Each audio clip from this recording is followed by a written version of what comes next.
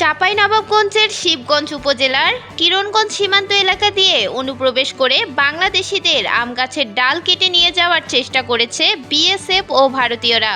এ সময় বিজিবি স্থানীয়দের সাথে নিয়ে তাদের এই কার্যক্রমকে রুখে দেয়। এতে বেশ কয়েকজন আহত হয়েছেন, তবে 2 জনের নাম নিশ্চিত করেছে এলাকাবাসী। শনিবার দুপুর 12টার দিকে উপজেলার বিনোদপুর ইউনিয়নের কিরণগঞ্জ সীমান্ত এলাকায় এ ঘটনা ঘটে। আহতরা হলেন শিবগঞ্জ উপজেলার বিনোদপুর ইউনিয়নের ঝাইটন আলীর ছেলে আসমাউল এবং একই এলাকার বাবু।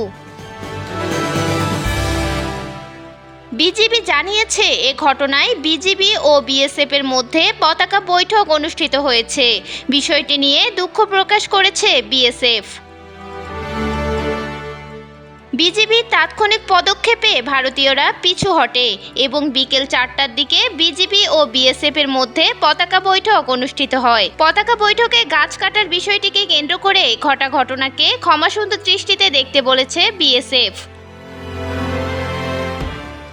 স্থানীয়রা জানান, দুপুর 12:30টার দিকে হঠাৎ করে বিএসএফ ও শতাধিক ভারতীয় মিলে ভারতীয় সীমান্ত এলাকায় অনুপ্রবেশ করে এবং বাংলাদেশ প্রান্তের 12 থেকে 15টি আম গাছ কেটে ফেলে। পরে বিজিবির টহল দল মাইকিং করে স্থানীয়দের সহযোগিতার আহ্বান জানান। এ সময় স্থানীয়রা বিজিবিকে সহযোগিতা করতে সীমান্ত এলাকায় ছুটে আসেন। দুই পাশে উত্তেজনা দেখা দেয়। বিএসএফ সদস্যরা 4টি সাউন্ড গ্রেনেড ও টিয়ার শেল নিক্ষেপ করে।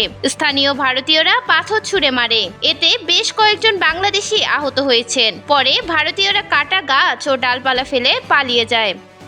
মিরাতুন জান্নাত, বিজনেস বাংলাদেশ নিউজ ডেস্ক।